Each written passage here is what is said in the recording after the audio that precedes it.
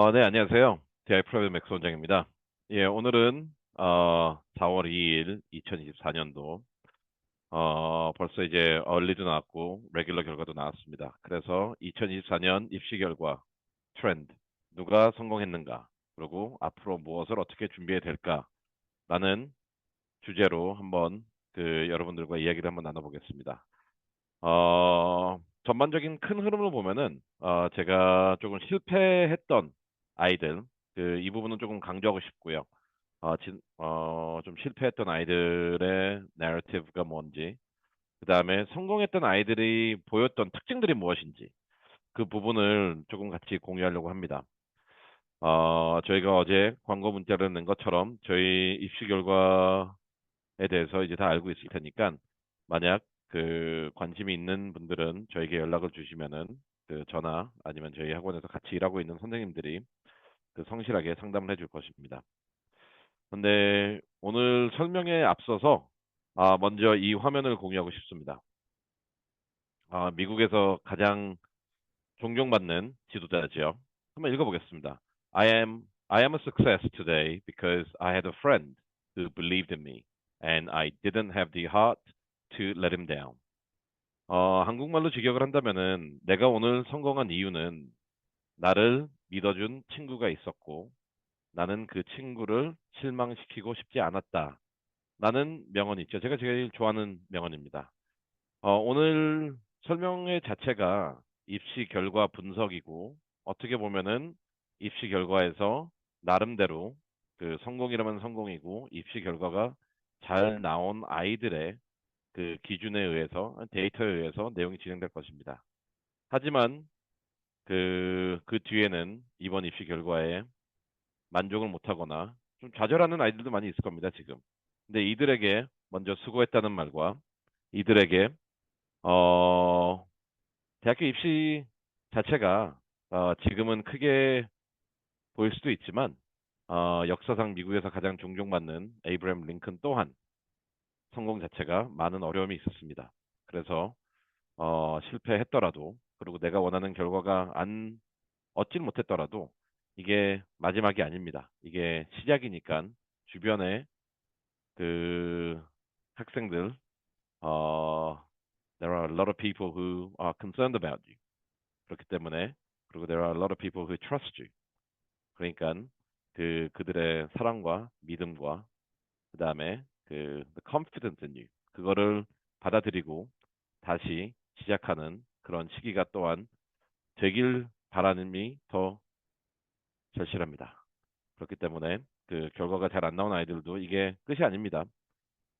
본인의 꿈을 이루기 위해서는 아직도 많은 방법들이 있고 시간이 있습니다. 그래서 좌절하지 말고 낙심하지 말고 다시 두 발로 서가지고 준비했으면 좋겠습니다.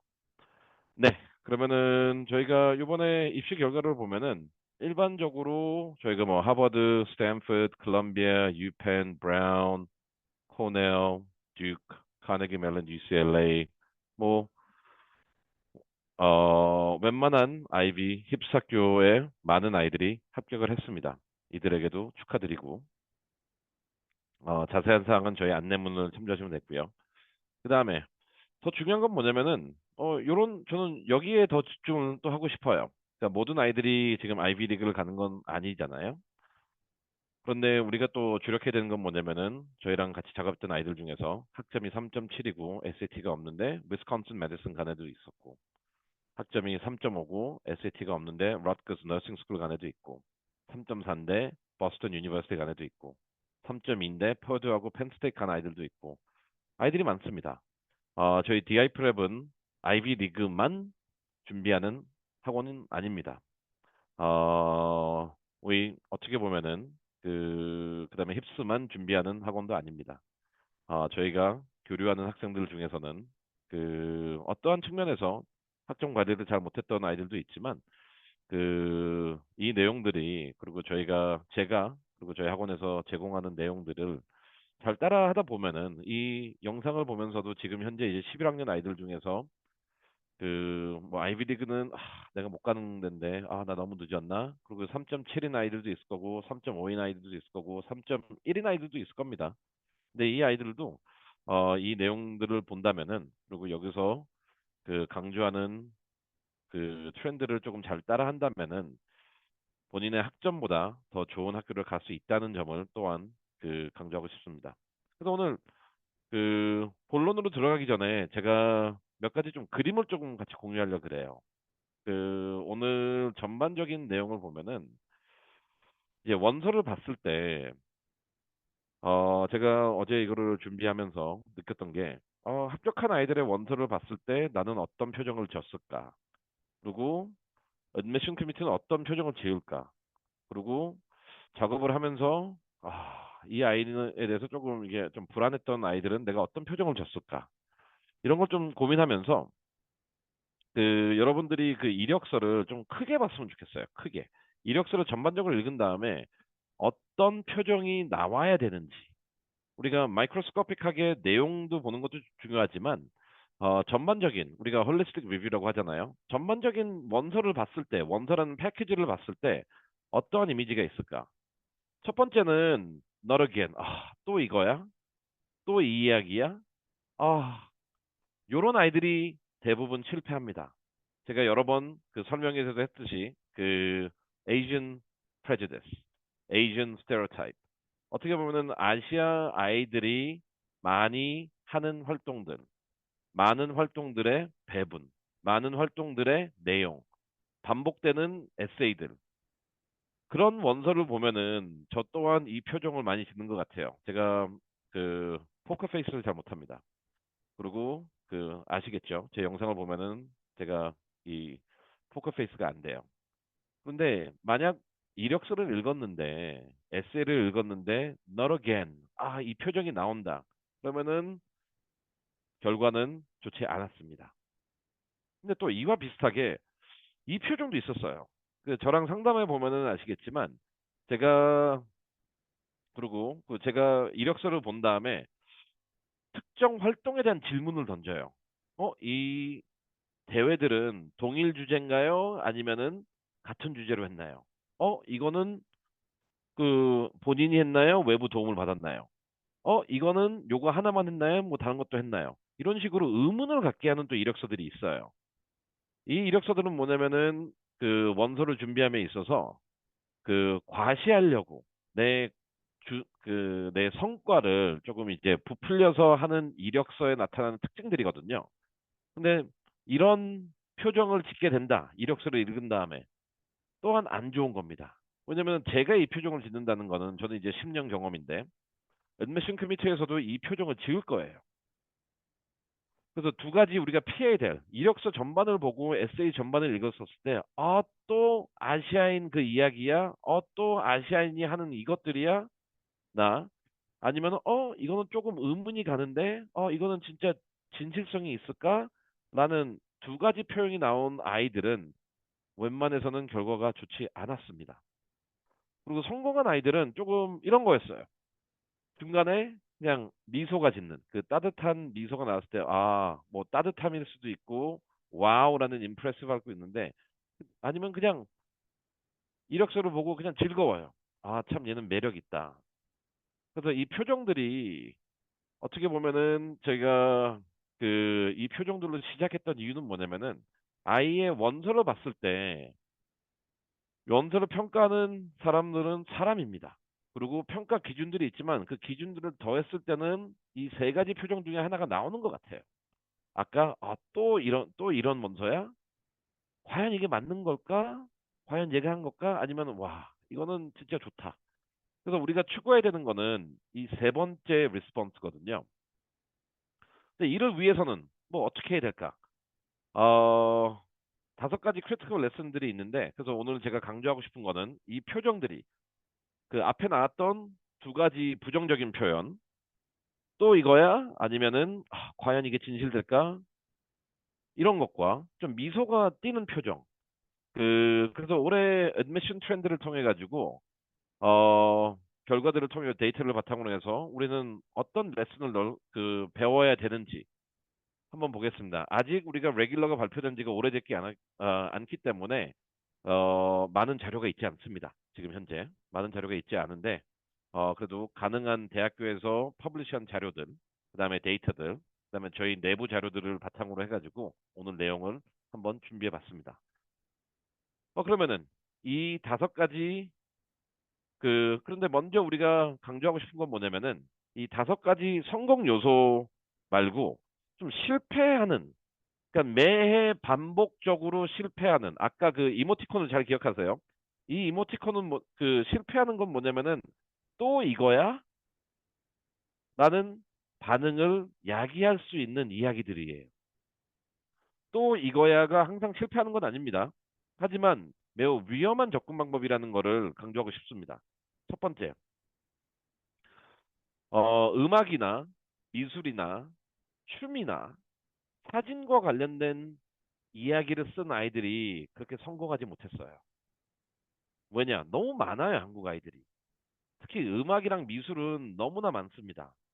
다들 무슨 뭐 뉴욕 필하모니 오케스트라에 가고 싶어 하는 건지 아니면은 모르겠어요. 오늘 뉴스 보니까 서울 시립단의 그 가스 히딩크 전 감독이 명예대사로 이렇게 임명됐던데 음악 좋습니다. 근데 음악은 너무 많아요.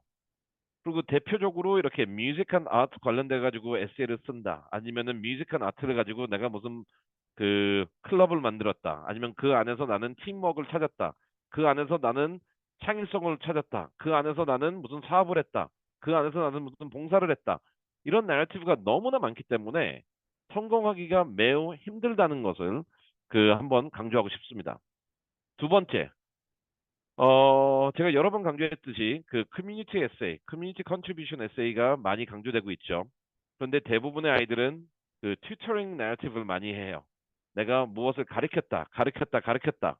근데 나중에 좀 나오겠지만 이 가르쳤다는 내러티브는 일단 숫자적으로 너무 많고 튜터링 자체가 미국 입시에서 원하는 그러한 커뮤니티 임팩트와는 좀 별개인 것 같아요. 물론 튜터링의 다른 형태로 이렇게 발전될 수는 있죠. 하지만 튜터링 자체만으로 우리가 어떤 내용을 끌어내고 그거 자체만으로 나의 리더십을 나타내고 그거 자체만으로 커뮤니티에 기여했다라는 이야기를 우리가 했을 때는 한계가 너무 많습니다. 세 번째, fundraising narrative. 아이들이 또 많이 쓰는 게 어떤 클럽을 했을 때 fundraising을 했다. fundraising을 해가지고 어디에 기부했다. 물론 좋은 방법입니다. 근데 펀레이징도 너무 많고요. 근데 펀레이징 내러티브의 가장 큰 폐허는, 가장 큰 문제는 뭐냐면은 미국 대학교에서는 실질적인 변화와 그 다음에 반복성, 그 다음에 지속성, 그 다음에 그 헌신을 요구하는데 대부분의 아이들은 펀레이징 자체가 1년에 뭐 세네 번 정도밖에 안 일어나요. 세네 번밖에 안 일어난다면은 이게 그렇게 의미 있는 활동은 아니거든요. 그래가지고 내가 펀레이징 하는데 어떤 어려움이 있었고 그들에게 돈을 전달해가지고 무엇을 했다라는 식의 글을 많이 쓰는데 한계가 명확합니다. 왜냐면은 첫 번째 너무 많고 두 번째 했다라고 칩시다. 그럼 그 다음에 what next? 왜냐면은 펀레이징을 했던 아이들의 가장 큰 문제점은 그 돈을 전달함과 더불어 모든 문제가 해결됐다고 생각을 해요. 하지만 아니잖아요. 뭐 교회 다니시는 분들은 뭐 아니면은 봉사단체도 매달 우리가 기부를 해요. 그럼 펀레이징이 적어도 펀레이징의 기본 정도의 단계 올라오려면은 매달 해야죠, 매달. 1년에 두세 번 해놓고 이게 마치 대단한 이야기인 것처럼 에세이를 쓰거나 이 부분을 강조한 아이들도 결과가 좋지 않았습니다. 다섯 번째, founder narrative. 이거는 제가 지금 거의 한 100개 이상의 영상을 올렸는데 이 founder narrative가 왜 위험한지 그리고 이 뒤에 그 내재되어 있는 아이들과 학부모들의 그 접근 방식의 문제점이 무엇인지는 너무나 많이 강조했고 이 부분은 매해 입시 결과에서 나타나고 있습니다. 그 파운딩을 하지 말라는 건 아니에요. 하지만 파운딩을 했을 경우에는 이거를 내가 창시해가지고 프레젠트 됐다라는 거는 아무 의미가 없어요.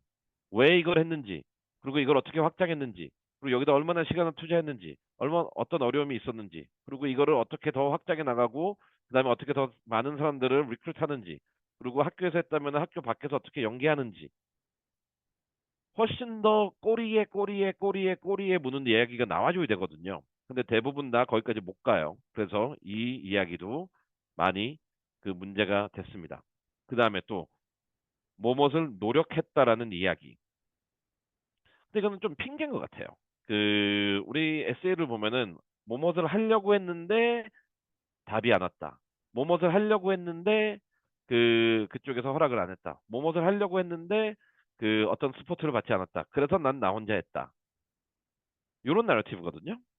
그리고 이게 I tried와 found the narrative랑 좀 많이 연결이 돼요. 근데 I tried narrative의 문제는 뭐냐면은 아이들이 너무나 큰 목표를 잡고 시작을 한다는 거예요. 내 친구들과 내 학교 공동체와 내 지역과 내 시와 내 지역과 그 내 주와 내 나라와 국제로 이렇게 가야 되는데 이런 준비 단계는 다 스킵해버리고 그냥 뭐 큰 the big bang 그 어떻게 보면 그 스파이크적인 관점에서 접근을 했기 때문에 I tried narrative도 항상 실패합니다. 6번. 그다음에 exaggerated narrative. 이게 뭐 부풀린 narrative죠. 어떠한 이야기든 간에 원서에서는 제가 강조했듯이 시간과 그러니까 내가 투자한 시간 비례해 가지고 퀄리티가 나오는 거예요. 그리고 이 exaggerated narrative라는 건 뭐냐면은 원서 자체는 되게 별 볼일 없는 활동인데 엄청나게 부풀려요. 그리고 이 부풀리는 아이들의 특징은 뭐냐면은 노력하고 있다. 앞으로 무엇을 할 것이다. 되게 미래지향적인 미래지향적이니까 조금 긍정적으로 나오는데 미래형으로 써요. 근데 이런 아이들은 항상 그 문제가 있죠. 그럼 왜 예전에 안 했냐? 왜 지금 안 하고 있냐? 이런 문제가 있기 때문에 이러한 부풀린 내러티브는 또 실패했고 그다음에 empty narrative. 이거는 뭐 너무나 뻔한 거죠. 그 너무나 작은 일을 가지고 한 건 별로 없는데 그 마치 많이 한 것처럼 제가 이 부분도 여러 번 강조했는데 그 예를 들어서 그 뭐 이게 제일 나타나는 거는 이제 뭐 대표적인 예를 펀레이징이라고 칩시다. 우리가 펀레이징을 했을 때그 뭐 hosted fundraisers 복수로 그냥 쓰고 and donated to charities. 그래서 fundraising 이벤트를 주최했고 그다음에 여러 번 기부를 했다. 결국 이 뜻은 뭐냐면요. 아무것도 안 했다는 거거든요. 왜냐면 진짜 많이 하는 애들은 어떻게 쓰냐면은 매해 15개 이상의 펀레이저를 했음. 20개 이상의 기관에 평균적으로 1000불 도네이트 했음. 이런 식으로 구체적인 숫자가 나와요.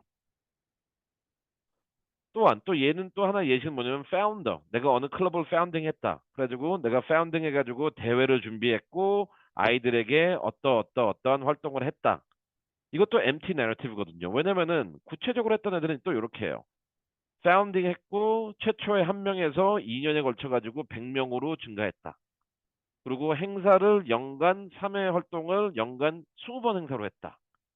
뭐 이런 식으로 tangible 만질 수 있는 description이 나와요. activity. 그래가지고 지금 간단하게 오늘 뭐 주제는 이게 아니기 때문에 제가 깊게 안 들어갔는데 그래서 실패하는 아이들의 특징들 이거는 올해뿐만 아니라 매년 반복되고 있는 것 같아요. 어 근데 특히 올해는 그 1번 그 Music and Art Narrative 애들과 2번 Tutoring Narrative 그다음에 3번 4번 뭐 5번 6번 7번 다 마찬가지네요. 이 7가지 사항들을 내 원서의 주점으로 썼던 아이들은 결과가 그렇게 좋지 않았습니다. 그리고 이러한 요소들은 과거에도 조금씩 보였는데 앞으로도 이 부분이 더 많이 보일 거라는 예측도 해보고 지금 이 영상을 보는 분들은 본인의 그 아이들의 이력서를 점검할 때 과연 나는 이 7가지 이야기나 이 7가지 특징 중에 몇 가지가 내 이력서에 강하게 나타나고 있는지 그리고 과연 나는 이 7가지 실패 요인들 중에서 에세이나 나의 중점 그 원서의 중심을 잡고 있는지를 한번 점검하시고 이 부분을 어떻게 해결할지에 대해서 뭐 저희나 다른 전문가의 도움을 받기를 권장합니다. 네. 그러면은 오늘의 본론으로 들어가겠습니다. 오늘 본론으로 들어갔을 때는 요거를 조금 강조했으면 좋겠어요. Don't lose sight of the forest for the trees. 그러면은 우리가 원서를 봤을 때는 오늘은 거시적인 관점의 중요성을 말할 겁니다. 그 합격자들이 보여주는 그 특징들을 미시적인 관점이 아니라 우리는 미시적인 관점을 많이 좋아해요. 그래서 대회 몇 개 나갔는지, 수상 몇 개 했는지, 이쪽으로 우리는 초점을 두는데, 원서 자체는 홀리스틱 리뷰라는 것 자체가 거시적인 관점이거든요. 그리고 우리가 숲 있잖아요. 숲과 나무.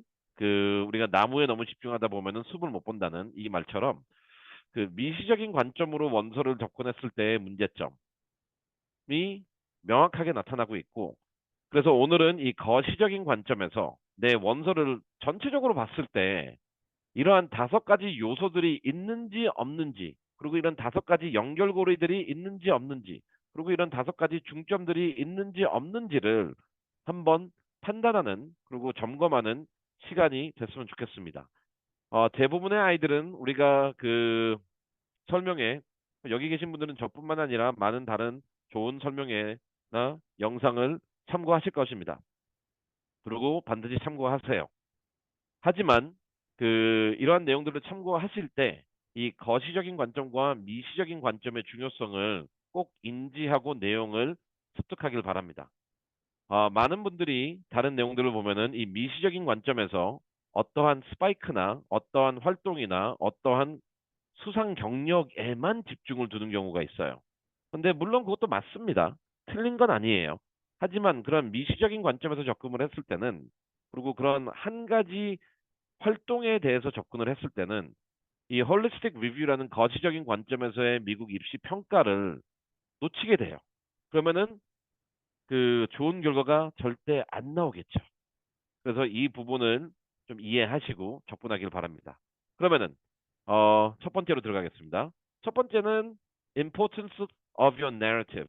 그러면은 우리가 무엇에 초점을 두고 있냐라는 것 같아요.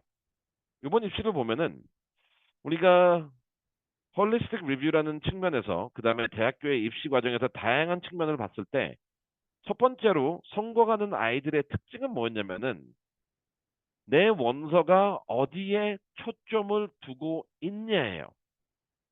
한번 봅시다. 중요도로 표시한 건데 우리가 일반적으로 제일 초점을 두는 거는 이 아래예요. academics. 수상 경력, 인턴십, 뭐 서머 캠프, 뭐 기타 등등. 요 부분에 우리는 제일 많은 시간을 투자해요. 이 부분에. 그런데 대학교에서 봤을 때는 이 부분이 제일 중요하지 않은 것 같아요. 그러니까 아카데믹하게 월등한 아이들은 되게 많아요. 그리고 아카데믹하게 엄청난 성과를 이룬 애들은 많습니다. 하지만 그 내용만 이룬 아이들은 결과가 안 좋았어요. 근데 보면은 우리가 이력서를 봤을 때 우리가 아까 뭐라고 했죠? 거시적인 관점에서 보자 그랬잖아요. 이 이력서를 봤을 때 그 이력서 내용 안에 아이들의 활동들과 아이들의 시간 투자와 아이들의 이야기에서 제일 중요하고 제일 비중이 커야 되는 거는 이 소셜 임팩트인 것 같아요. 공동체를 위해서 내가 얼마나 많이 했는지. 그리고 여기서 중요한 건 뭐냐면은 tangible results. 실질적인 결과가 무엇이었냐라는 부분이 강하게 나온 아이들은 결과가 좋았고, 이거를 준비하고 있다 아니면은 실전 결과가 별로 없었다라는 아이는 결과가 좋지 않았습니다. 다시 한번 우리가 요번 입시에서 첫 번째 특징은 뭐냐면은 우리가 여러 가지 이야기들이 있잖아요. 그리고 이력서상도 여러 가지 우리가 프라이어리티가 있는데 그 프라이어리티들 간 내용들에서 대학교는 어디에 초점을 두고 평가를 했는가. 그래서 제일 중요한 거는 소셜 임팩트예요. 그리고 실질적으로 내가 공동체에 어떻게 긍정적인 기여를 했는지 여부. 근데 이 부분을 판단함에 있어서는 실질적인 결과가 있냐 없냐를 매우 중요하게 본 것 같습니다. 그래서 원서의 상당 부분은 이러한 이야기를 입증하고 증명하는 기록들이 나와야 돼요. 그 다음에 두 번째로 중요했던 건 뭐냐면은 diversity. 제가 예전에도 여러 번 얘기했듯이 우리 아이들은 학생임과 더불어 청소년이에요. 그리고 많은 학교들이 이제는 학생의 요소가 어떻게 보면 소셜 임팩트와 에카데믹 쪽에서 물어본다면은 personality, diversity적인 측면에서는 이 아이가 티네이저로서 어떠한 그 매력이 있냐를 보는 것 같아요. 그리고 이 부분이 강하게 나와야 돼요. 그리고 저도 상담하다 보면은 아이들에게 너 취미가 뭐니 했을 때 대답을 못하는 거 보면은 너무나 안타까워요. 공부는 열심히 하는데 취미가 없어요. 그리고 자기만의 좋아하는 게 없어요. 근데 이거는 아이의 잘못보다는 학부모님들의 잘못입니다. 아이한테 그런 여유를 줘야 되는데 그런 여유를 안 주잖아요. 그래서 요번 입시에서 우리가 보면은 그리고 입시에서 그리고 이런 입시가 결과가 새로운 건 아니었어요. 여러분들이 그냥 몰랐던 거고 저도 여러 번 강조했고 대학교에서도 계속 강조했습니다. 이력서를 봤을 때 나의 프라이어리티가 어디 있냐. 그래서 내가 만약 애카데믹에서 뭐 주당 2시간 사용한다. 그러면 이 부분에 한 3시간 사용하고 이 부분에 한 4시간 사용해야 되겠죠. 애카데믹과 관련돼서 2개의 활동을 하고 있다. 그러면은 나의 퍼스널리티를 나타내는 것도 적어도 2개를 해야 되고 그다음에 소셜 임팩트와 관련돼 가지고 그리고 공동체를 하는 거는 2개 이상을 해야 되겠죠. 왜냐면은 이력서상 우리가 그 거시적으로 봤을 때 이 아이의 초점은 어디에 있냐라는 부분에서 학업에 있는 아이들은 학업에만 초점했던 애들은 결과가 좋지 않았어요. 제가 학업이 근데 이걸 잘못 이해하지 마세요. 학업이 중요하지 않다라는 게 뭐 학점 뭐 난장 편쳐도 된다 이런 게 아니라 대학교에서 원하는 레벨까지는 해줘야 돼요. 하지만 이력 원서를 전반적으로 봤을 때는 이 아이의 거시적인 측면에서 평가를 했을 때 홀리스틱 리뷰에서 봤을 때 이 아이의 이력서가 강조하고 있는 부분이 첫 번째 소셜 임팩트냐 커뮤니티냐 그리고 결과가 있냐 없는 유무 두 번째 다이버시티 측면에서 이 아이의 학생으로서 티네이저로서 매력이 있냐 없는지 여부 그 다음에 이제 아카데믹하게 훌륭하냐 아니냐라는 여부가 그 나와야 되는 거고 이 리버스 트라이앵글 역 트라이앵글로 했죠 중요도를 나타나기 위해서 이러한 부분들이 이 조건들이 충족된 아이들은 다 결과가 좋았습니다. 하지만 이러한 내용이 충족되지 않았던 아이들은 결과가 좋지 않았습니다. 그러면 한번 근거로 한번 가보겠습니다. 근거. 하버드를 한번 가볼게요. 하버드를 갔을 경우에는 한번 봅시다. 여기서 하버드 웰컴 왜냐면 올해 저희가 3명 돼가지고 한번 볼게요. 하버드를. Harvard welcomes students with diverse backgrounds and far-ranging talents and interests. 아까 뭐라고 했어요? diverse backgrounds and far-ranging talents and interests. 여기서 우리가 두 번째 봤을 때 personality죠. diversity. 이 부분을 중요하게 여긴다고 써 있어요. 그 다음에 그 밑줄 친 거. Harvard accomplishment in high school is important. 중요하지만 but잖아요. but. Admission committee considered community involvement,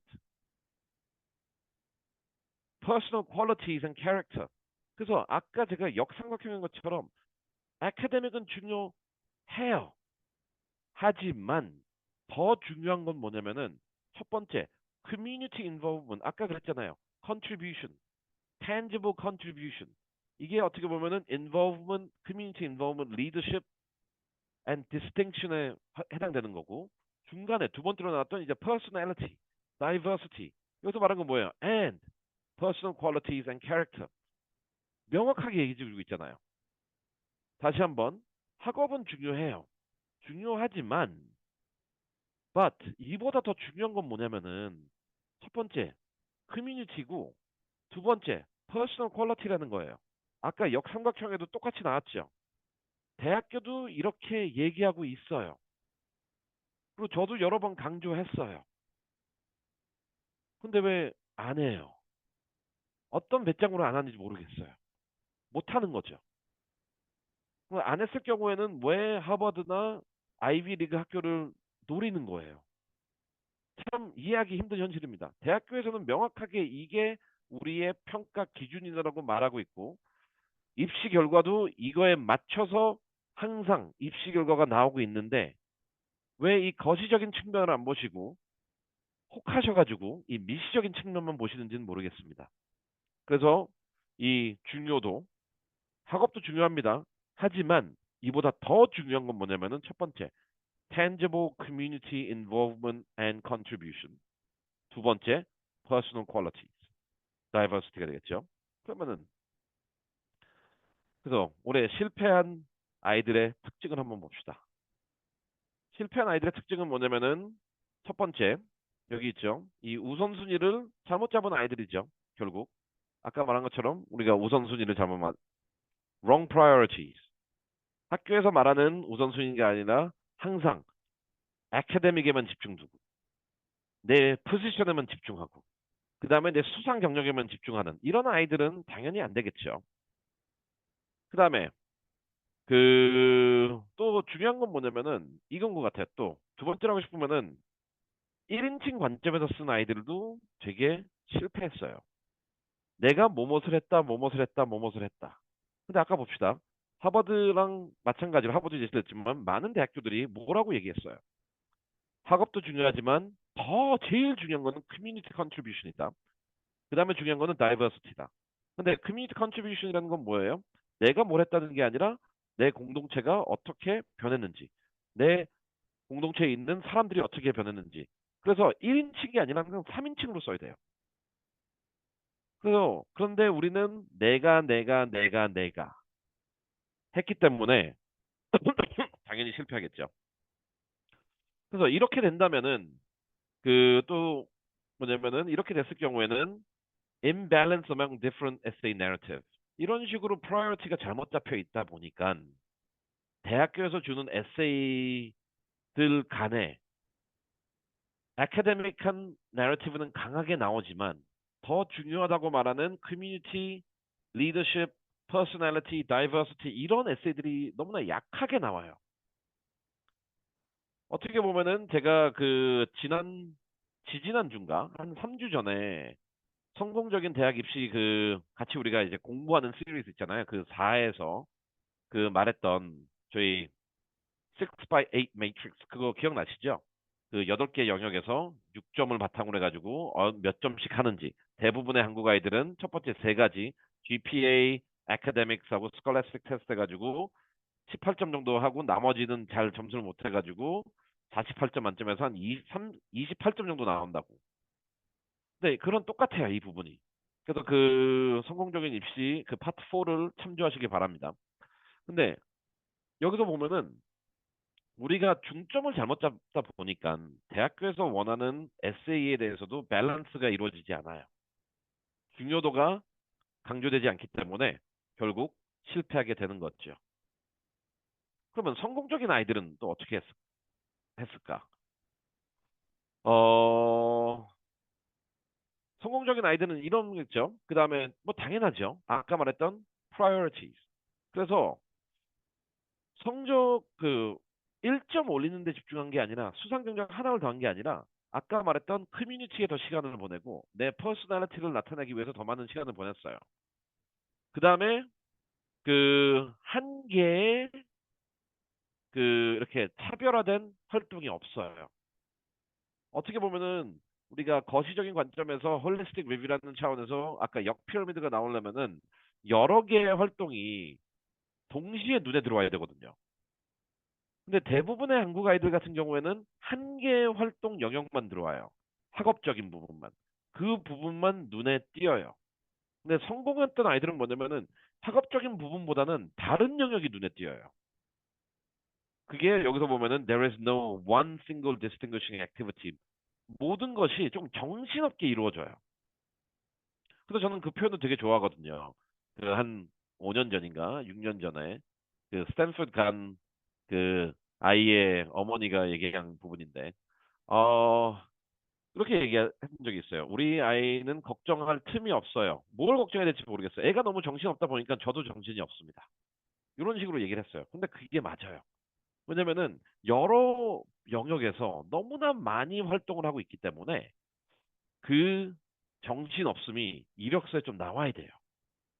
그 다음에 당연히 성공한 아이들은 많은 활동들이 제 3인칭에서 쓰여지죠. 그래서 이게 어떻게 보면은 첫 번째 그 중요한 성공 요소였던 것 같아요. 거시적인 입장에서. 이력서를 전반적으로 봤을 때 우리는 어디에 초점을 두는지, 그리고 대학교는 어디에 초점을 두길 바라는지. 대학교에 원하는 초점은 뭐였냐면은 제일 중요한 거 아까 하버드 나지만 학업도 중요하지만 그래서 학업은 중요해요. 하지만 이것보다 더 중요한 게 있다. 뭐냐면은 커뮤니티 내에서 너는 어떻게 실질적인 리더십과 컨트리뷰션을 보이고 있냐. 두 번째는 너의 퍼스널리티하고 캐릭터는 어떻게 매력적으로 나타나고 있냐. 이 두 영역이 실패했던 아이들에서는 부재했고 성공했던 아이들에서는 존재했습니다. 그래서 이 첫 번째 내용을 조금 잘 이해하고 지금 10학년, 9학년, 10학년, 11학년 아이들은 이 부분을 이제 전반적인 측면에서 조금 점검하는 기회가 됐으면 좋겠습니다. 두 번째 봅시다. 두 번째는 뭐냐면은 조금 더 이제 액티비티, quality of activity. 우리가 질적인 면에서 한번 접근할게요. 여기서는 distribution, commitment and responsibility. 근데 요 키워드를 제가 어디서 가져왔냐면은 이 색깔을 볼게요. 우리가 액티비티에 우리가 항상 이런 질문들을 많이 하죠. 그 어떤 게 좋은 액티비티냐. 그래가지고 와 어느 거 수상했으면 좋은 거고 누구 어느 학교 입학했는데 어떤 대회 나가서 수상했더라 뭐 했더라 이런 식으로 우리는 결과 중심적으로 되게 미시적인 관점에서 보는데 이 우리 아이가 하는 액티비티의 질, 퀄리티를 따지기 위해서는 대학교에서는 그 기준을 나타내주고 있어요. 이 부분은 유펜에서 나온 문구 그대로 가지고 온 겁니다. 그대로 가지고 온 거예요. 아까도 말했듯이 저의 이제 설명의 특징은 저의 레퍼런스는 대학교예요. 왜냐면 걔네 그쪽들이 아이들을 뽑는 거니까. 그리고 입시가 이러면은 되게 쉬워요. 왜냐면 적어도 우리가 미니멈 수준은 있잖아요.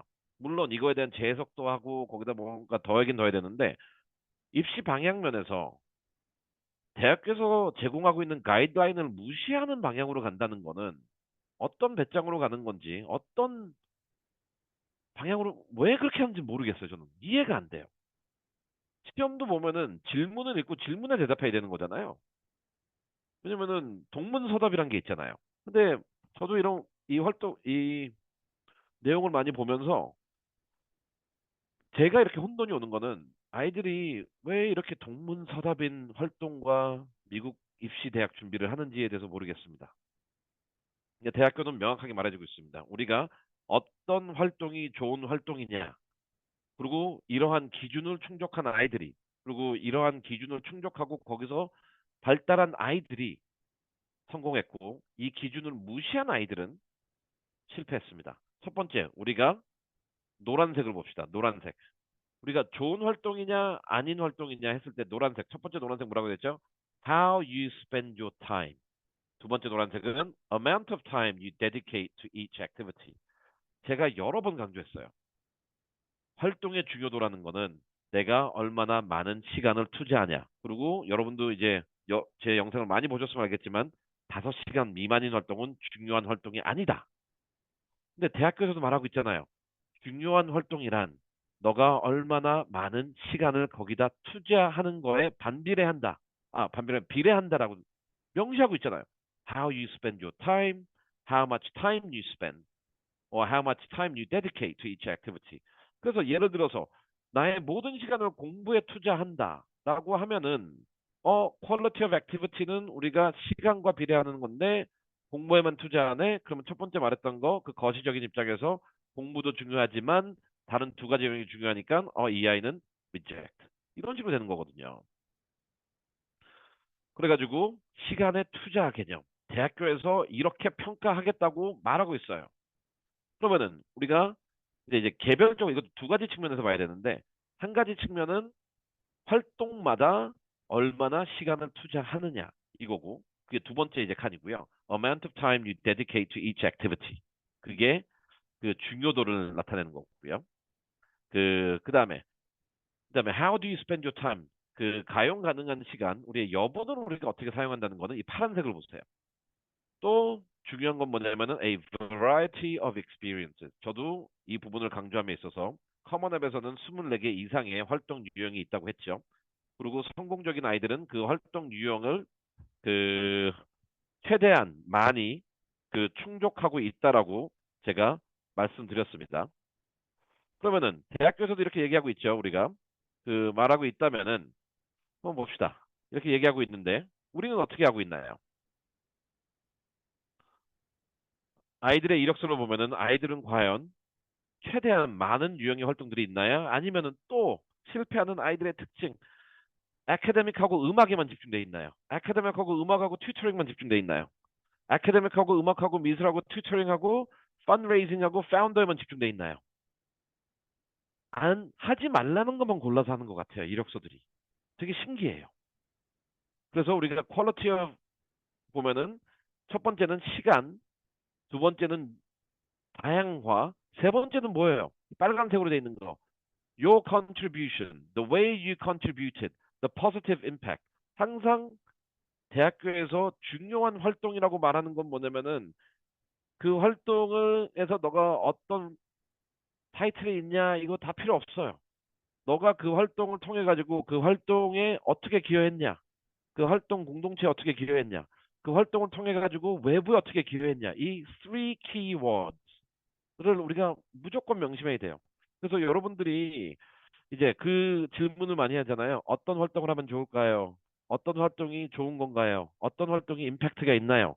그 질문을 하기 이전에 지금 있는 이력서가 대학교가 원하는 기본적인 좋은 활동의 평가 기준 조건들을 충족하고 있는지 먼저 판단을 하세요.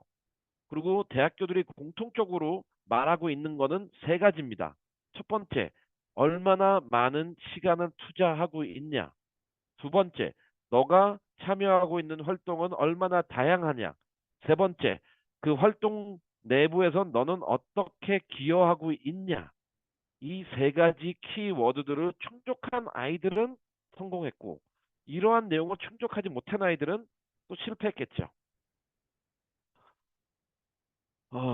봅시다. 그러면은 또 이런 측면에서 또 실패한 아이들, 한두 개 활동에 집중한 아이들, 그 다음에 대부분의 활동이 1시간, 2시간 활동하는 아이들, 그 다음에 컨트리뷰션 대신 어치브먼트에 초점을 둔 아이들, 1인칭으로 쓴 아이들, 세 번째, 그리고 똑같죠.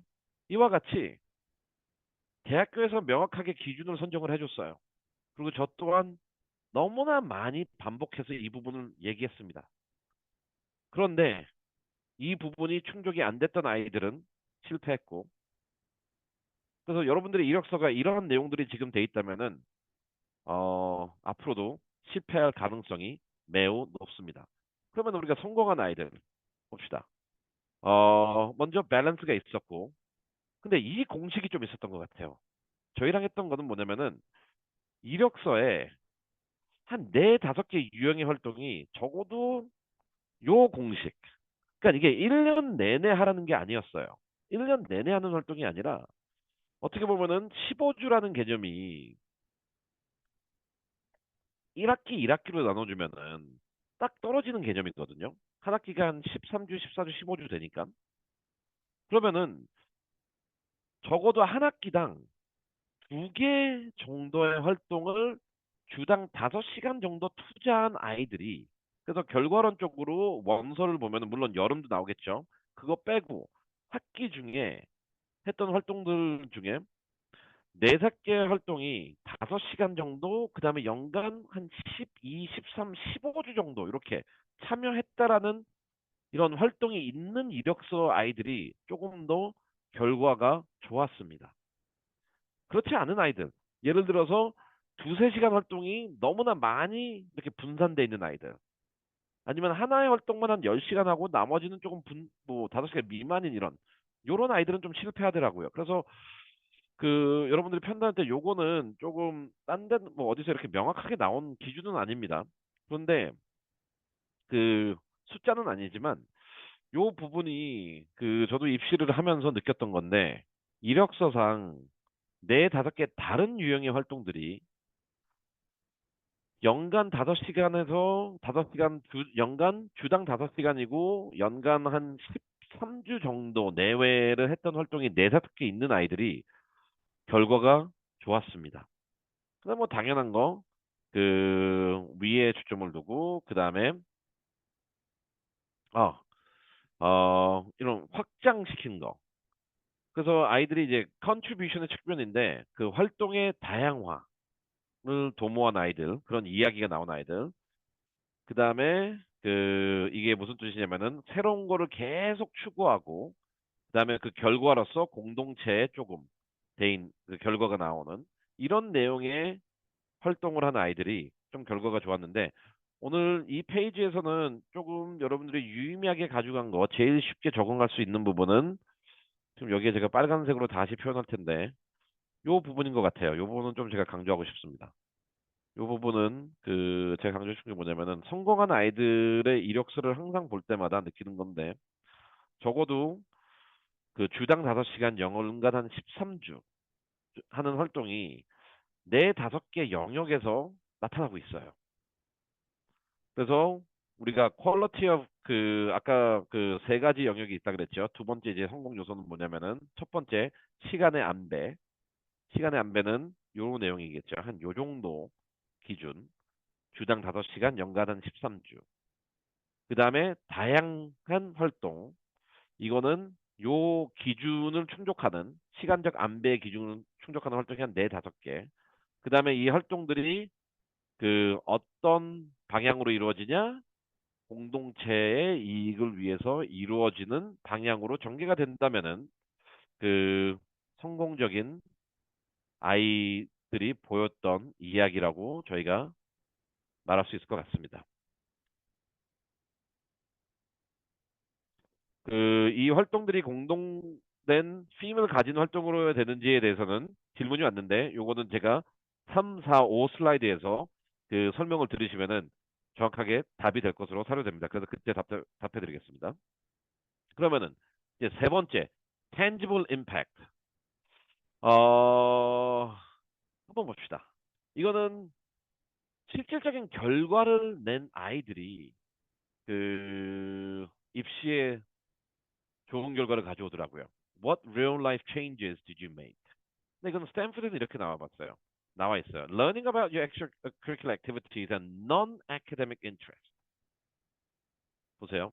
Extracurricular activities and non-academic interest예요. 학업적인 게 아니에요. 아까도 유펜에서도 봤고 하버드에서도 봤고 지금 스탠프드에서 봅니다. 학업은 중요하지만 제일 중요한 게 아니다. Non-academic interest. 그런데 이게 어떤 방향으로 가냐? 스탠프드가 제일 좋은데 스탠프드 공동체에 기여할 수 있는 잠재력과 가능성이 있는지 우리는 판단할 것이다. 근데 이 잠재력을 판단하기 위해서는 스탠퍼드가 쓰는 거, 그리고 대부분 학교가 쓰는 건 뭐냐면은 과거에 이러한 영향을, 결과를 경험해 본 적이 있냐, 없냐의 유무예요. 그래서 성공한 아이들은 뭐냐면은 과거에, 그리고 원서를 넣기 전에 자기가 하는 활동들을 통해 가지고 나한테 베네핏이 되는 게 아니라 공동체에 실질적인 긍정적인 영향을 많이 미쳤어요. 그리고 그 영향을 많이 미쳤기 때문에 긍정적인 변화가 있었고. 그래서 대학교의 멘탈리티는 뭐냐면 이거예요. 질문 던지는 거는 이 문구에서는 스탠프드에 아니면 스탠프드 공동체에 너는 긍정적인 영향을 미칠 가능성이 있냐 없냐를 우리는 EC와 Non-Academic Interest를 통해 가지고 평가할 것이다. 근데 어떻게 우리는 평가할 것이냐? 라고 했을 때는 과거에 너는 어떠한 실질적인 변화를 가지고 왔고 어떠한 긍정적인 영향을 미쳤냐? 이 tangible impact의 경험이 있냐 없냐의 유무예요. 근데 이 부분이 되게 중요한 게 뭐냐면은 이따에도 나오겠지만 특히 아이들이 혼자 열심히 노력을 해요. 그리고 혼자 뭔가 많이 해요. 뭐 예를 들어 리서치를 한다고 칩시다. 그런데 리서치를 하면은 그리고 뭐 대회에 나가면은 수상은 할 수는 있지만 현실 속에서의 현실성은 없잖아요. 현실에서의 무슨 변화를 가져왔나요? 현실 속에서 그 리서치나 대회 수상으로 인해 가지고 득을 본 사람이 있나요? 나 빼고? 없어요. 그래가지고 세 번째 요번 입시에서의 반영됐던 특징 중에 뭐냐면은 이 논리인 것 같아요. 나는 과거에 이러이러이러한 긍정적인 영향을 임팩트를 가져왔기 때문에 앞으로 어떠한 영향을 너네 학교에 기여할 것이다. 이 논리거든요. 대부분의 학교가 이 에세이가 있어요. 근데 대부분 아이들은 뭐 하냐면은 내가 과거에 뭐뭇을 했다. 그렇기 때문에 앞으로도 뭐뭇을 하고 싶다. 이건데 아니에요. 성공했던 아이들은 뭐냐면은 명확해요. 과거에 내가 특정한 임팩트를 가져왔다.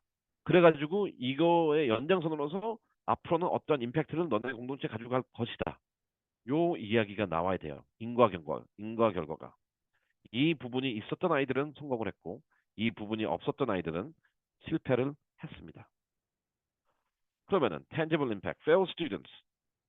그 fail students의 특징들은 뭐냐면은 이런 부분이었던 것 같아요. 되게 애매한 표현을 써요. 애매한 표현이란 건 뭐냐면은 자기가 한 게 없기 때문에 그 뭐 기여했다라는 단어를 많이 써요. 근데 정확히 어떻게 기여했다는 얘기는 안 써요. 그래서 여러분들의 원서에 진짜 이런 ambiguous 활동이 있다면은 그 항상 실패할 겁니다. 그리고 또 중요한 건 뭐냐면은 또 achievements 있는데 너무나 작아요. 근데 이거를 마치 아까도 제가 서두에 말했듯이 그 exaggeration fallacy, 그 지나치게 부풀린 아이들, 그런 아이들은 또 실패했죠. 어, 이런 게 되게 실패했던 아이들에서 많이 보였던 특징인 것 같아요. 이 두 가지가 제일 중요한 것 같습니다. 다시 한번 그 이력서 자체가 되게 ambiguous해요. 애매모호해요. 뭘 했는지가 잘 모르겠어요. 뭘 했는지는 알 수 있는데 얼마나 큰 임팩트를 가져왔는지는 잘 모르겠어요. 왜냐면은 그 실질적인 눈에 보이는 그리고 내가 계산할 수 있는 임팩트를 쓰질 않아요. 아이들에게 어떤 기회를 줬다. 아이들에게 뭐 행복감을 줬다. 뭐 아이들에게 진짜 싫은 표현, 희망을 줬다. 기회를 줬다. 거짓말 하는 거예요. 어떻게 알아요? 진짜 어떤 희망을 줬는지, 어떤 기회를 줬다면은 그 어떤 거를 썼겠죠. 쓸말 없으니까 그거 쓰는 거 아니에요? 그런 데를 다 리젝트했습니다. 그 다음에 조그만 거 하나 해놓고 마치 내가 큰 거를 할 수 있다? 아닙니다. 내가 했던 임팩트와 내가 앞으로 했던 임팩트는 비례합니다. 대부분의 아이들은 근데 내가 했던 임팩트는 요만한데 앞으로 하겠다는 이만하다고 포장을 해요. No. 내가 했던 게 이만하면은 앞으로도 요만해요. 내가 했던 게 이만하면은 앞으로도 이만하고요. 그래서 성공했던 아이들은 과거에 내가 얼마나 큰 임팩트를 했는지 그 factual evidence가 있다면 성공했어요. 그다음 또 여기서 중요한 건 뭐냐면은 솔직함. 내가 만약 작은 임팩트를 가져왔다고 칩시다. 그러면은 간혹 가다가 그 정도의 유닉 임팩트는 하겠다라는 되게 구체적으로 쓰는 아이들도 있어요. 그런 애들은 성공 가능성이 있습니다. 왜냐면은 내가 쓰는 말과 나의 근거와 비례하잖아요. 근데 대부분의 아이들은 내가 한 게 너무 적으니까 이거를 많이 하기 위해서 엄청나게 크게 하겠대요. 그러니까 떨어지죠. 그리고 real impact. 또 fail student가 또 많이 쓰는 거는 이런 것들이 있어요. fundraising 했다, serve the community 했다, help raise awareness 했다, created NGO 했다, teaching 했다. 이런 단어들이 내 이력서에 지금 반복되고 있다면은 실패할 가능성이 큽니다.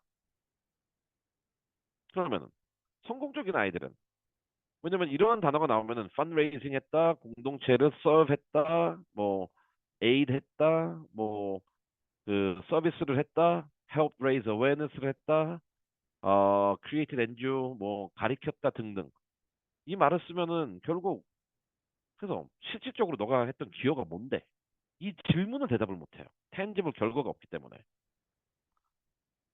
그래가지고 성공적인 아이들은 어떻게 쓰냐면은 concrete qualifiable language.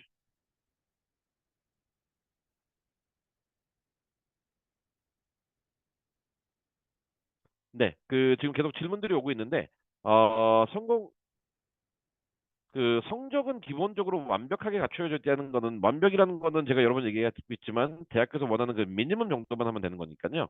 근데 그거 아까 그 첫 번째 제가 말씀드렸잖아요. 역삼각형. 그 공부는 중요해요. 이게 기본이에요. 하지만 더 중요한 게 있다. 이런 차원입니다. 근데 다시 읽어볼게요. 성공한 아이들. Concrete qualifiable language. 그래서 단순히 애매모호한 게 아니라 이렇게 우리가 직접적으로 만질 수 있는 결과들이 있어요. 그 다음에 볼 수 있는 결과들. 그다음에 두 번째는 뭐냐면은 이 컨트리뷰션 자체가 점점 확대돼요. 1에서 2가 되고 2에서 8이 되고 8에서 100이 되고 100에서 1000이 되고 이런 식으로. 그다음에 새로운 걸 막 시작하고 그다음에 뭐 이런 식으로 나와요. 그러면 아이들이 한 걸 살펴 봅시다. 첫 번째. 이게 튜터링에서 했던 성공적인 예인데 help low income students to participate in summer camp through scholarships. 이 아이는 뭐였냐면 튜터링을 해가지고 이 아이가 단 한 번도 뭐 엄마밖에 없는 그리고 엄마가 경제적 여유롭지 않고 이 아이는 절대적으로 이런 프라이빗 서머 캠프를 보내 갈 수 있는 아이가 아니에요. 근데 이 아이가 튜터링을 하면서 그다음에 멘토링을 하면서 엄청난 서머 캠프에 보내줬어요. 그리고 그 과정에서 서머 캠프 주최 측으로부터 스컬러십까지 받게 해주고 이게 어떻게 보면은 아이들에게 희망을 주고 아이들에게 기회를 준 거잖아요. 아까 실패한 아이에는 기회를 줬다, 희망을 줬다라고 했는데 성공한 아이는 그 표현을 이렇게 써요. 그 차이를 알겠죠? 그래서 실질적인 결과가 있어야 됩니다. 두 번째, 그 다음에 우리가 뭐 어떤 거를 뭐 NGO를 했다, 뭐 어떤 액티비티를 했고, 어떤 노력을 했다. 이거는 또 성공적인 케이스는 뭐냐면은 created a coalition from 100 plus animal shelters. 그 지역에 있는 그 동물 보호센터 100개 정도를 연합해가지고 그 연합 단체를 만들었어요.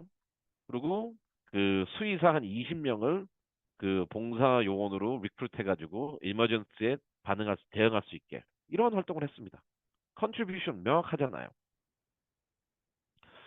그다음에 또 컨트리뷰션 뭐냐면은 시의회 아니면 시청년의회가 해가지고 시 내에서 많이 활용되고 있는 성차별적, 젠더 차별, 성차별적, 인종차별적, 뭐 국적 차별적인 관행을 변경시켰다. 보이잖아요. 네 번째, NGO를 했고 그 초반에는 200명까지 액티브했는 시작했고 지금 현재로서는 200명 정도의 멤버들이 있고 이 200명 정도의 멤버들이 매주 한 1000시간의 봉사활동을 하고 있다. 명확하잖아요. 이런 식으로 우리가 성공한 아이들은 원서 자체에서의 이 tangible result, contribution이라는 측면에서 tangibility, 이게 우리가 만질 수 있냐 없냐라는 부분에서 단순히 애매하게 표현할 때는 다 떨어져요.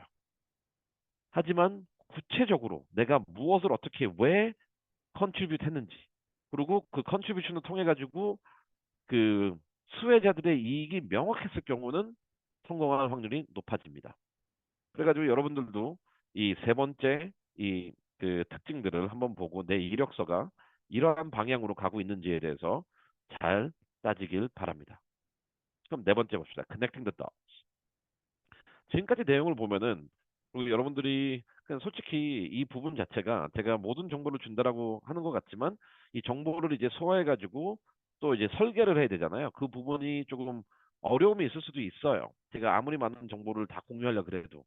그래서 이거를 만약 이제 connecting the dots라는 차원에서 제가 이걸 얘기하고 있는데 그게 어렵다면은 아까도 말씀드린 저뿐만이 아니라 다른 뭐 저희 DI 파트너스가 아니어도 됩니다. 다른 전문가에게 의견을 구하세요.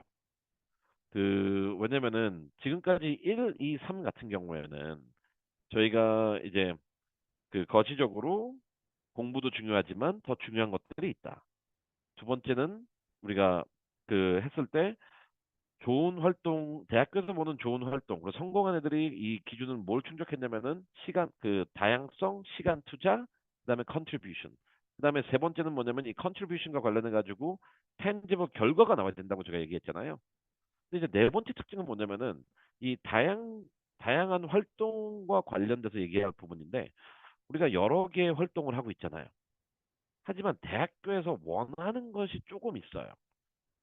원하는 게 뭐냐면은 활동들 간의 연계, 그다음에 시간적인 연계 이런 부분이 그리고 원서상의 내 활동들이 이러한 브릿지가 형성돼 있는지 여부가 되게 중요한 또 성공 변수로 나타나고 있습니다.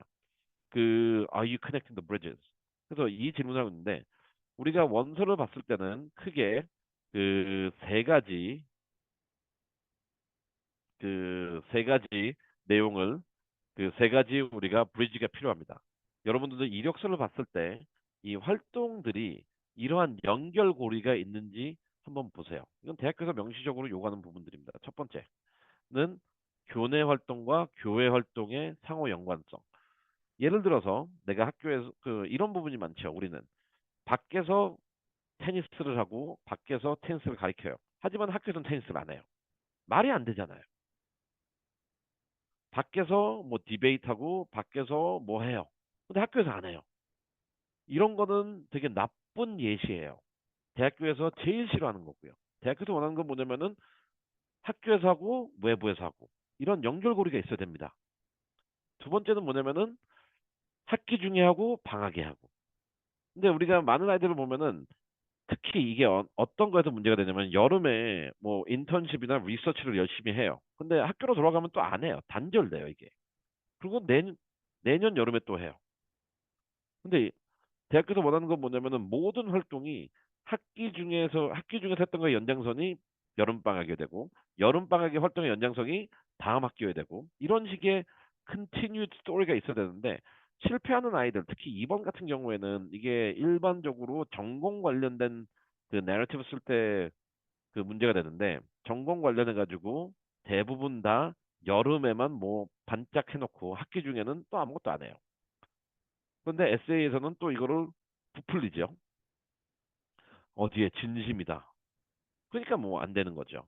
세 번째 다리는 뭐냐면은 이 부분은 이제 시기적인 것보다는 이제 내용적인 건데 대학교들이 원하는 거는 내가 갖고 있는 academic talent 그 지적인 재능이 있을 거잖아요. 뭐 엔지니어링이든지 아니면은 뭐 뭐든지 간에 이걸 가지고 실질적인 문제 해결하는데 어떻게 활용하고 있냐 없냐 이 부분을 되게 보고 있습니다. 그래서 이력서를 봤을 때 여러분들이 성공하는 아이들이 갖고 있는 요소들은 뭐냐면은 교내 활동과 교회 활동이 연결돼 있고 학기 중의 활동과 방학 중의 활동이 연결되어 있고 그다음에 나의 지적 관심사와 관련돼 가지고 현실적인 문제 해결 이야기 고리가 또 있습니다. 이 세 가지 연결고리가 그 원서상 나타나야 된다라는 것을 여러분들이 명심하셨으면 좋겠습니다. 그러면은 그 한번 봅시다. 이 첫 번째, failed student in school plus out of school activity. 실패한 아이들. 아까 말한 건 단절돼 있어요, 그냥. 안 해요. 학교 따로, 외부 따로. 그리고 학교 활동을 무시하는 아이들이죠. 이런 유형이 있고, 두 번째는 뭐냐면은 공부하느라고 그 공부하느라고 외부 활동을 또 못하고 모르겠어요. 그래서 문제가 많습니다. 그다음에 이제 성공한 아이들은 예를 들어서 이런 예시가 있죠. 교내에서 LGBTQ를 하고 그다음에 지역 LGBTQ 챕터에 또 적극적으로 참여하고 학교에서 키 클럽을 통해 가지고 다양한 봉사 활동을 하고 그다음에 거기서도 이제 푸드 스큐리티 관련 봉사를 하고 밖에서도 로컬 푸드 뱅크에서 봉사를 하고 학교에서 스튜던트 거버먼트를 하고 외부에서는 시티 유스 카운서를 하고 다 성공적인 아이들이 이걸 했다고 성공한 건 아니에요. 근데 성공적인 아이들이 갖고 있었던 이런 연결고리들이었습니다. 두 번째, 그 학기 중 방학 중 실패한 아이들. 뭐냐면은 학기와 방학이 연장선에 있지도 않고 단절돼 있고 분리돼 있어요. 그냥 분리돼, 그냥 연결이 안 돼요. 만약 여러분 잘 보세요. 여러분들 여름에 뭐해요? SAT 공부하죠. 여름에 뭐해요? 인턴십하고 서머 캠프까지요. 또 여름에 뭐해요? 그 정도? 봉사 조금? 그다음에 학기 시작하면 뭐해요? 성적 관리하잖아요. 끝. 단절됨. 연장선도 없고 이어짐도 없고 이야기도 없고. 그리고 대학에서 원하는 이 아카데믹 이하고 서머의 연결고리도 안 돼. 성공한 아이들. 어, 학교에서 로보틱 클럽을 했고 여름에는 캠프 리서치를 했고 그다음에 학교 돌아가서는 관련된 추가 수업을 듣고 온라인 수업을 듣고 대회 나가고 연장선을 보이잖아요. 두 번째, 애니멀 쉘터. 뭐 학기 중에 애니멀 쉘터를 했다면은 여름에 이러한 컨서베이션 캠프 같은데 좀 극단적으로 탄자니아 간 애들도 있지만 그 지역 단체에서 이 활동을 하고 그 다음에 거기서 배운 내용을 가지고 자기 애니멀 쉘터 학교 클럽을 확장하고 튜터링하고 그 다음에 그 튜터링 한다면은 서머 캠프에서 어시스턴트를 해가지고 이 튜터링을 연장하고 그다음에 이런 기회를 가지고 멘토가 돼가지고 아까 줬던 예시처럼 내가 가르치는 아이한테 새로운 기회를 또 제공해주고 뭐 이런 식으로 나가야죠. 또 하나 트랙 앤 필드 하고 여름에는 마라톤 한번 나가주고 그다음에 또 돌아와가지고 트랙 앤 필드 하고 이런 식으로 우리가 애카데믹하고 여름하고 연결이 돼 있어야 돼요. 그리고 성공한 아이들은 지금 다 뭐 오래 했던 아이들의 그냥 이력서에서 조금 조금씩 가져온 거예요. 우리가 어떻게 보면은 아이들의 개인 정보를 누설할 수가 없기 때문에 그 조금 구체적으로 하는 거는 구체적으로 아이의 정보, 학교명을 여기다 표시할 수는 없습니다. 근데 일반화 시켜가지고 지네릭하게 표장을 한다면은 이런 활동들이 다 있었어요, 아이들이. 성공한 아이들은. 그 다음에 connecting the dots. academic talent하고 problem solving. 아까 얘기했죠. 내가 갖고 있는 지적 실력을 가지고 나는 수상 경력에만 올인한 아이인지 아니면 그 수상 그 지적 호기심을 가지고 실질적인 현실 속에서 문제를 해결하는지. failed student. 아까 말했던 것처럼 나의 academic achievement하고 컴피티션은 집중을 해요. 또 나의 내러티브가 되겠죠. 두 번째, 성공했던 아이들은 3D 프린팅. 그에 있다면은 교육도 받고 그다음에 그 3D 프린팅을 그 3D 프린터가 없는데 배급하기도 하고 그다음에 3D 프린팅 기술을 가지고 뭐 선물을 만들거나 체리티에 도네이션 하는 거나 아니면 어떤 기구를 만들거나 이런 식으로 현실 속에서의 문제 해결을 합니다. 케미스트리에 관심이 있던 애는 어떻게 보면은 그 수질이나 아니면은 토양, 질 개선을 위한 그 리서치를 하고 그거를 도입해 가지고 지역 사회의 토양 개선에 도움이 되거나 개발도상국의 그 부분을 가지고 봉사활동을 가가지고 기여하는 이런 아이들도 있었고 그다음에 컴퓨터 사이언스 이 컴퓨터 사이언스 같은 경우에는 아이들이 그냥 웹 만드는 걸 많이 하는데 좀 특이했던 아이가 좀 성공했던 아이인데 얘는 뭘 만들었냐면은 공기 그 뭐라고 해야 되냐 pollution 그 공기 pollution이 뭐지 공기 pollutant 어 그 나쁜 공기 그 이렇게 찾아내는 거 오염, 오염 측정하는 기계를 만들어가지고 학교, 그다음에 교실에 인스톨하는 데도 있었고, 아니면은 이건 진짜 특이한 애인데 CS 프로그램을 통해 가지고 이거는 캘리포니아 쪽에서 그 wildfire, 그 야생 불이제 자연 불 그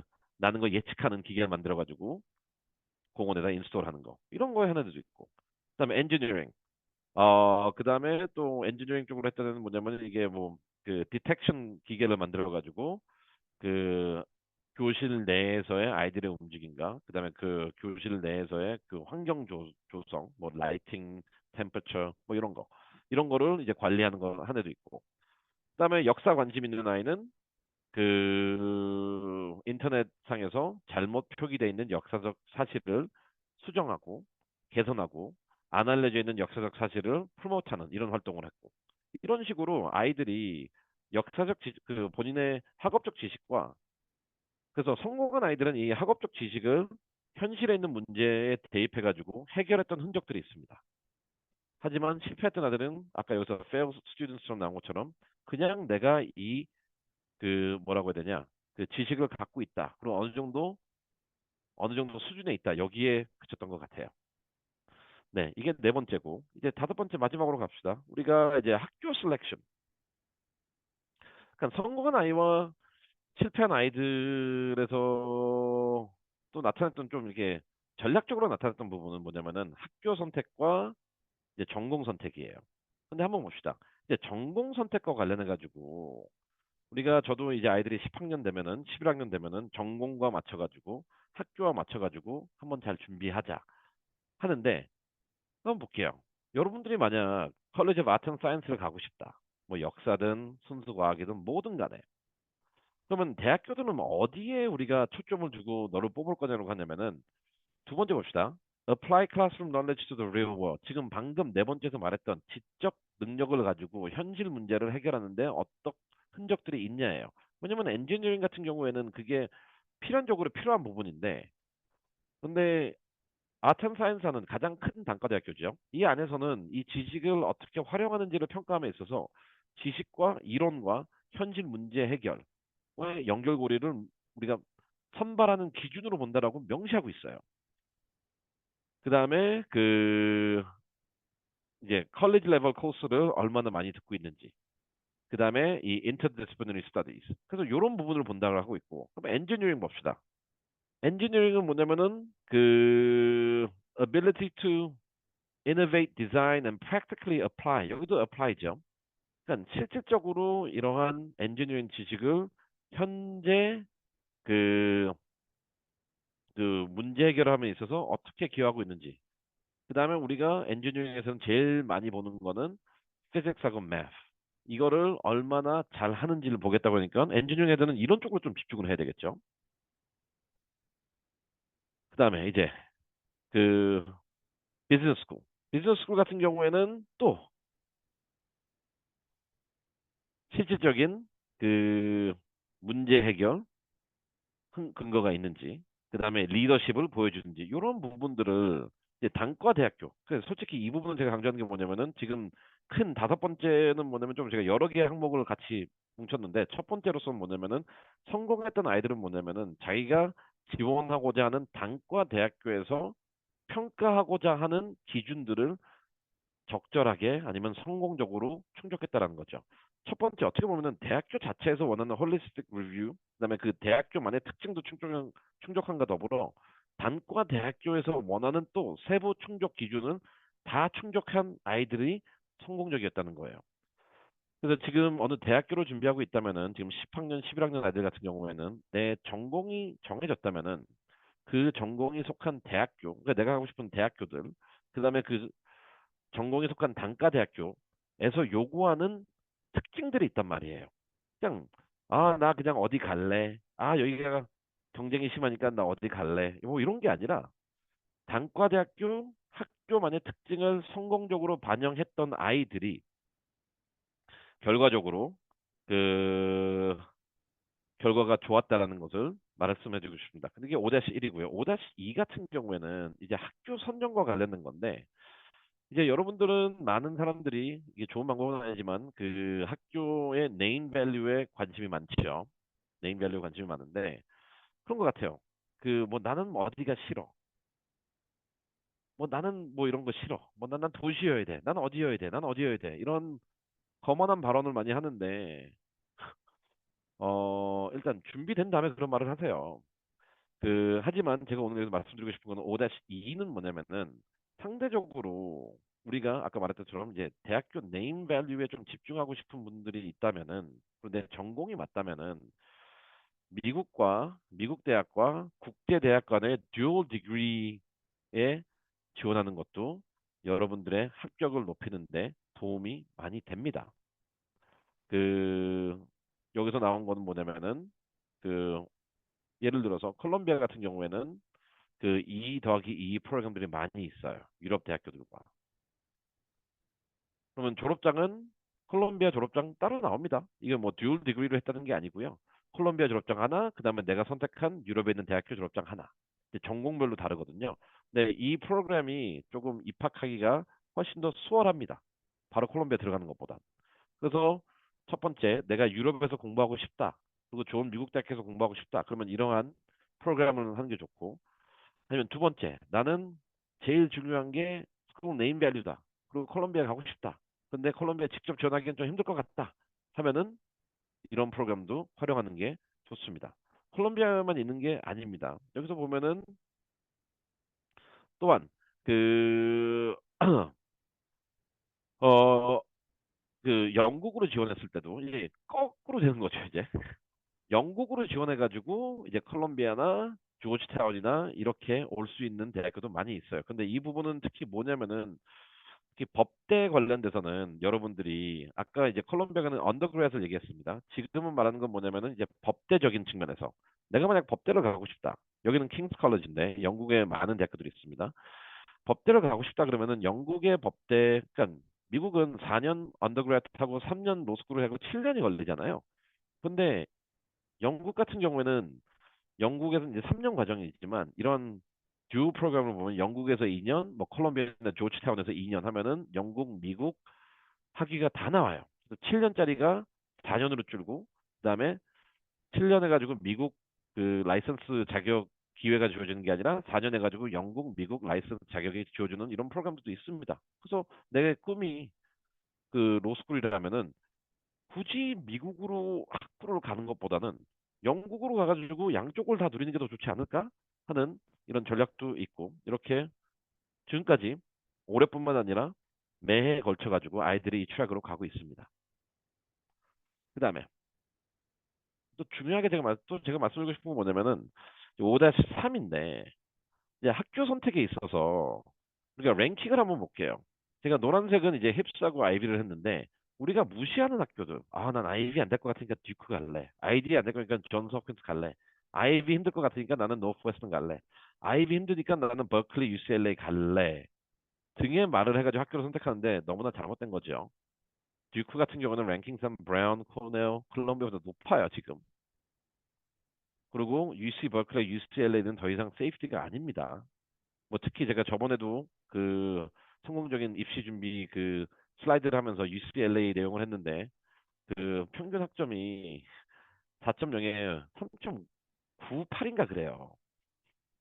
그렇기 때문에 우리가 학교를 고를 때도 이 랭킹을 봤을 때 그냥 아이비 말고 그냥 여기서 말씀드리고 싶은 건 뭐냐면은 아이비 예전에는 힙스 아이비가 들어가기 너무 힘들다. 그래서 나는 그 밖에 있는 학교를 그냥 타겟팅 하겠다 이렇게 됐는데 지금은 톱 20 학교가 구분이 조금 많이 없어진 것 같아요.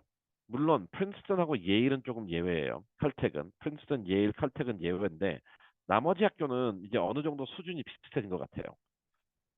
특히 듀크 같은 경우는 엔지니어링, 존스 홉킨스 같은 경우에는 이제 바이올로지컬 사이언스, 노스웨스턴 같은 경우에는 비즈니스나 아니면 엔지니어링이나 이쪽이 훨씬 더 강하고 시카고 같은 경우에는 이제 모든 단과대학교가 강하고 UC 버클리, UCLA도 엔지니어링, 퓨어 사이언스 다 강하고 라이스 엔지니어링, 뭐 밴드빌트는 휴머니티즈 이쪽이 강하고 뭐 이런 식으로 본다면은 학교 선정함에 있어서도 우리가 더 이상 아이비리그 힙스가 톱 20와 구분되는 그러한 수준이 아니라는 것을 여러분들이 명심하고 준비하는 게 좋을 것 같고요. 그다음에 그거를 적절하게 잘 필터링 했던 아이들 특히 저희 같은 경우에는 그 존스 홉킨스에 입학한 애들이 많이 있는데 그 존스 홉킨스 중에서도 이제 뉴로사이언스, 바이오메디컬 엔지니어링 이쪽으로 가는 아이들은 솔직히 그쪽이 전 세계 1위예요. 그리고 그쪽으로 이제 앞으로 그 어, 어, 그 뭐라고 해야 되냐?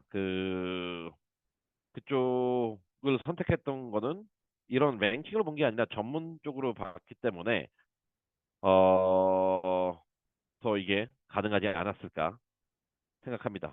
네. 그리고 지금 그 조안 리 어머니께서 그 MIT, 예일, 시카고, 버클리, UCLA 다 합격했다고 네, 축하드립니다. 어, 저희 학원에서 한번 연락을 드리겠습니다. 그리고 이 어머니와 마찬가지로 제가 이 그 공개 세미나를 하는 이유는 뭐냐면은 그리고 나머지 다른 학원들보다 좀 더 많은 정보를 공개하는 건 뭐냐면은 저도 알고 있어요. 그 컨설팅을 모든 사람이 받을 수 없다라는 걸. 그래서 이렇게 제가 했던 영상을 통해 가지고 도움이 돼 가지고 좋은 결과가 있는 소식을 받으면은 너무나 기쁩니다. 그래서 저희 도움을 받아 가지고 뭐 제 영상들이 도움이 됐고 그 결과가 있다면은 다 저희 학원으로 한번 개인적으로 연락을 주시면은 감사하겠습니다. Anyway, 5-3이었고요. 그다음에 5-4는 뭐냐면은 이런 대학교 선정과 더불어서 이제 단과 대학교 선정 한번 봅시다. 여러분들은 이제 풀을 봅시다. 풀.